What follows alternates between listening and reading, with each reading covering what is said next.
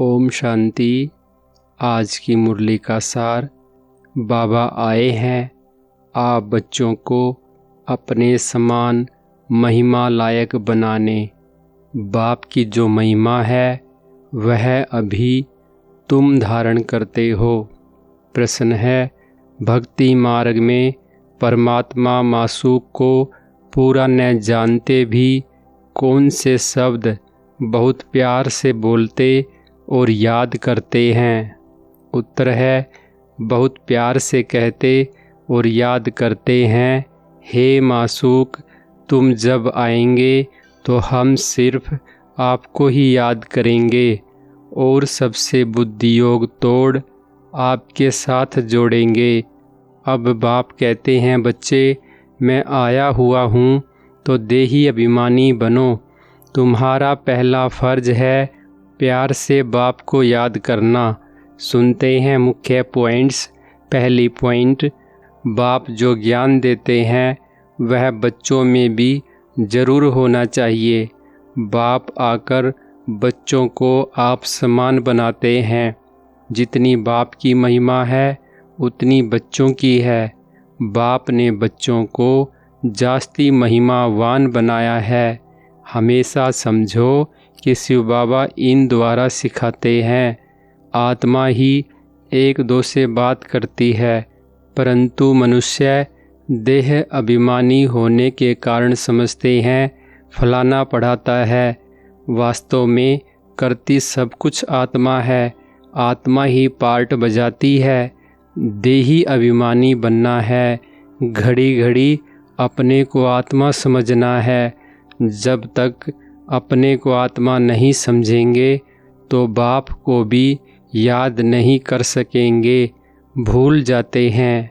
दूसरी पॉइंट, भक्ति करते ही हैं भगवान से मिलने के लिए। यज्ञ तप दान पुण्य आदि करना यह सब भक्ति है। सब एक भगवान को याद करते हैं। बाप कहते हैं, मैं तुम्हारा पतियों का पति हूँ, बापों का बाप हूँ।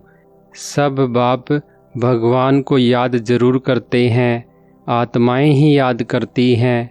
भल कहते भी हैं, भ्रकुटी के बीच में चमकता है अजब सितारा, परंतु यह बिगैर समझ के ऐसे ही कह देते हैं। रहस्य का कुछ भी पता नहीं।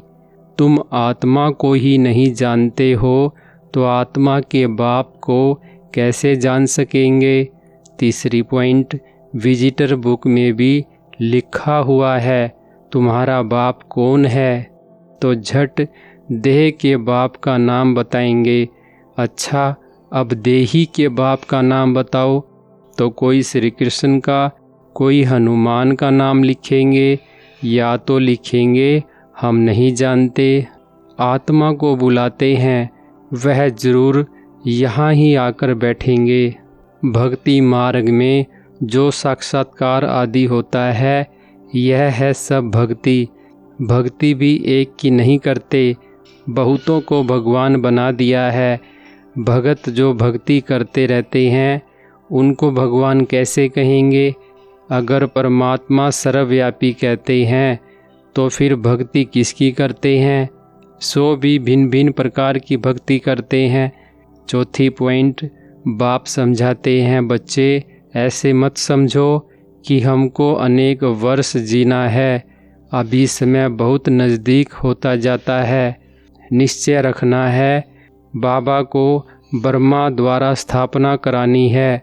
बाप खुद कहते हैं, मैं इस द्वारा तुमको सृष्टि के आदि मध्य अंत का राज बताता हूँ। गाते भी हैं ब्रह्मा द्वारा स्थापना। यह नहीं जानते कि नई दुनिया को विष्णुपुरी कहा जाता है, अर्थात विष्णु के दो रूप राज्य करते थे। किसको पता नहीं है कि विष्णु कौन है? तुम जानते हो कि यह ब्रह्मा सरस्वती ही फिर विष्णु के दो रूप लक्ष्मी नारायण बन पालना करते हैं। पांचवी पॉइंट, गीता में श्री कृष्ण भगवान वाच लिख दिया है। तुमको समझाना है भगवान तो निराकार पुनर्जन्म रहित है। बस यही भूल है।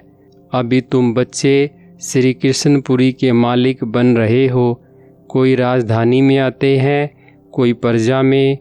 श्री कृष्णपुरी कहा जाता है क्योंकि श्री कृष्ण सभी को बहुत ही प्यारा है। बच्चे प्यारे लगते हैं ना। बच्चों का भी माँ बाप से प्यार हो जाता है। प्यार सारा बिखर जाता है। अब बाप समझाते हैं, तुम अपने को शरीर मत समझो, घड़ी घड़ी अपने को आत्मा निश्चय करो, आत्म अभिमानी बनो।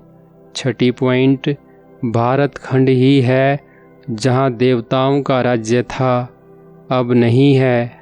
उनके यहाँ मंदिर हैं, चित्र हैं, तो भारत की ही बात हुई। यह कोई भी भारतवासी की बुद्धि में नहीं आता कि भारत स्वर्ग था। यह लक्ष्मी नारायण मालिक थे और कोई खंड नहीं था। अब तो अनेक धर्म आ गए हैं।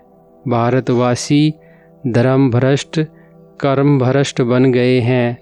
श्री कृष्ण को श्याम सुंदर कह देते हैं, परंतु अर्थ नहीं समझते। बरोबर यह सावरा था ना। कहते हैं श्री कृष्ण को सर्प ने डसा तो सावरा हो गया। अब वह तो सतयुग का प्रिंस था, कैसे काला हो गया। अभी तुम यह बातें समझते हो। 7वीं पॉइंट, श्री कृष्ण के माँ बाप भी अभी पढ़ रहे हैं। माँ बाप से उत्तम श्री कृष्ण गाया हुआ है। माँ बाप का कोई नाम नहीं है। नहीं तो जिस माँ बाप से ऐसा बच्चा पैदा हुआ वह माँ बाप भी प्यारे होने चाहिए, परंतु नहीं। महिमा सारी राधे कृष्ण की है, माँ बाप की कुछ है नहीं। तुम्हारी बुद्धि में ज्ञान है, ज्ञान है दिन, भक्ति है रात। अंधियारी रात में ठोकरें खाते रहते हैं। अभी तुम बच्चों को समझाया जाता है, घर में रहो, यह सर्विस भी करते रहो। 8वीं पॉइंट, बाप को याद करना तुम बच्चों का पहला फर्ज है। बच्चा हमेशा बाप को, बच्ची माँ को याद करती है। हम जिन्स हैं ना। अब खुदा तो बाप है, दोस्त भी है, माता पिता शिक्षक का पार्ट भी बजाते हैं। यहाँ तुमको साक्षात्कार होता है तो जादू जादू कह देते हैं। साक्षात्कार तो नोदा भक्ति वालों को भी होते हैं, बहुत तीखे भक्त होते हैं। दर्शन दो, नहीं तो हम गला काटते हैं, तब साक्षात्कार होता है। उनको नोधा भक्ति कहा जाता है। यहाँ नोधा भक्ति की बात नहीं। घर में बैठे बैठे भी बहुतों को साक्षात्कार होते रहते हैं। दिव्य दृष्टि की चाबी मेरे पास है। अर्जुन को भी मैंने दिव्य दृष्टि दी ना। यह विनाश देखो, अपना राज्य देखो। वरदान है, त्याग और स्नेह की शक्ति द्वारा सेवा में सफलता प्राप्त करने वाले स्नेही सहयोगी भव। विस्तार है, जैसे शुरू में नॉलेज की शक्ति कम थी, लेकिन त्याग और स्नेह के आधार पर सफलता मिली। बुद्धि में दिन रात बाबा और यज्ञ तरफ लगन रही। जिगर से निकलता था बाबा और यज्ञ। इसी स्नेह ने सभी को सहयोग में लाया। इसी शक्ति से सेवा केंद्र बने। साकार स्नेह से ही मन मना भव बने। साकार स्नेह ने ही सहयोगी बनाया। अभी भी त्याग और स्नेह की शक्ति से गहराव डालो तो सफलता मिल जाएगी। स्लोगन है, फरिश्ता बनना है तो व्यर्थ बोल व डिस्टर्ब करने वाले बोल से मुक्त बनो। अच्छा, ओम शांति।